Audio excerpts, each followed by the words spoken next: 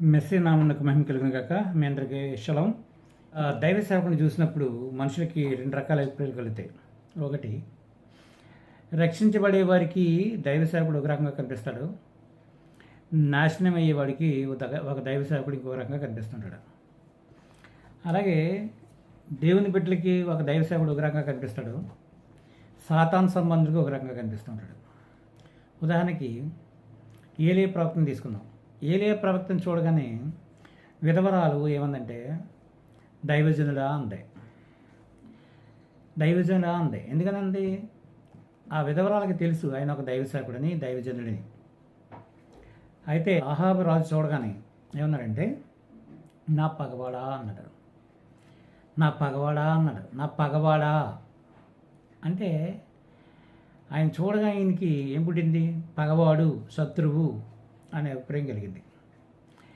మెస్సయ్య గారిని చూడగానే చాలామంది ప్రజలకి ఆయన చూడగానే రక్షకుడని, తర్వాత ఆయన రక్షించడానికి వచ్చిన ఒక మంచి వ్యక్తి అని చాలామంది గ్రహించారు.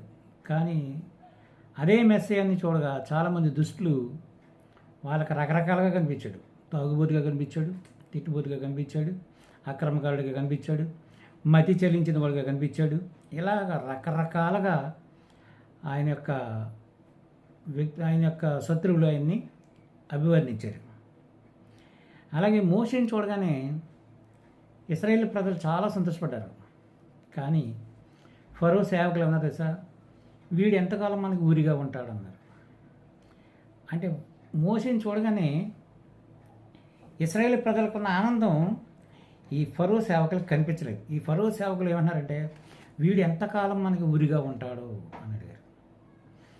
వీటన్నిటిని బట్టి చూస్తుంటే ఒక నిజమైన దైవ సేవకుడు అందరికీ మంచివాడు కాడు. అతను కొంతమందికి మాత్రం బాగా ఇన్ఫ్లుయెన్స్గా ఉంటాడు, కొంతమందికి బాగా ఉపయోగపడేవాడు ఉంటాడు, మరికొంతమందికి ఎలా ఉంటాడంటే చాలా ఇబ్బందికరంగా ఉంటాడు. ఈవెన్ మెస్సయ్య గారి గురించి కూడా ఏం రాస్తుందంటే ఆయన వివాదాస్పదమైన గుర్తు అని ఉంది. వివాదాస్పదమైన గుర్తు అంటే కొందరికి మంచి, కొందరికి చెడు. అలాగే ప్రతి దైవ సేవకుడి వలన కూడా అది కొంతమందికి మంచి అవుతుంటుంది, కొంతమందికి మాత్రం చెడుగా ఉంటుంటుంది. అపోస్తలైన సౌలుని కూడా ప్రజలు అదే అన్నారు. ఆయన చూడగానే సంతోషపడిన వాళ్ళు చాలామంది ఉన్నారు.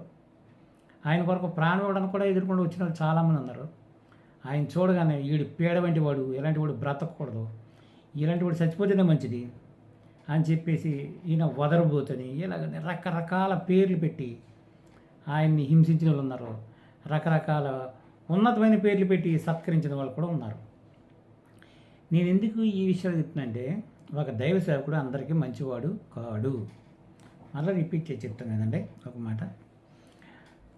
ఏలియాని చూడగానే విధవరాలు ఉంది, దైవ సేవకుడా అంది, దైవజనుడా అంది. ఆహాబు ఏమన్నాడు? నా పగవాడా అన్నాడు. మెస్సయ్యని చూడగానే చాలామంది సంతోషపడ్డారు. కానీ శాస్త్రులు, పరిసయ్యులు, సద్దుకయ్యులు ఇలాంటి వాళ్ళు కొంతమంది ఉన్నారు. వాళ్ళందరూ కూడా చాలా ఇబ్బంది పడిపోయారు. అలాగే మోషేని చూడగానే ఇజ్రాయేల్ ప్రజలు చాలా సంతోషపడ్డారు. కానీ ఫరో సేవకులు వీడు ఎంతకాలం మనకు ఊరిగా ఉంటాడని బాధపడ్డారు. అపోస్తలుడైన సౌలు చోట చెప్తాడు ఏమంటే రక్షించబడుచున్న వాళ్ళకి మేము సువాసనగా ఉన్నాము, జీవపు వాసనగా ఉన్నాము, నశించబడుచున్న వారికి మరణపు వాసనగా ఉన్నామంటాడు. కాబట్టి ఒక దైవ సేవకుడు అందరికీ మంచివాడు కాడు. అందరి చేత మంచివాళ్ళు అనిపించుకోవాలంటే జరిగే పని ఎన్నటికీ కాదు. ఈ చిన్న వర్తమానం ద్వారా మీరు నేర్చుకోవాల్సిన విషయం ఏంటంటే ఒక దైవ సేవకుడు అందరికీ మంచివాడు కాడు. కాబట్టి ఇవి చాలామంది దైవ సేవకులు చాలామందికి వ్యతిరేకంగా మాట్లాడవలసిన బాధ్యత ఉంది. వ్యతిరేకంగా మాట్లాడటానికి దేవుడే వాళ్ళని ఏర్పాటు చేశాడు. కాబట్టి ఎప్పుడైతే వ్యతిరేకంగా మాట్లాడుతుంటారో ప్రజలకు ఇబ్బందిగా ఉంటుంది అన్నమాట. అందువల్ల ఒక దైవ సేవకుడు అందరికీ మంచివాడు కాడు. ఇంకా దైవ సేవకుడు అందరి చేత ప్రేమించబడుతున్నాడంటే వాడు నిజమైన దైవ సేవకుడు కాడు. అర్థం? ఒక నిజమైన దైవ సేవకుడు అందరి చేత ప్రేమించబడ్డాడు.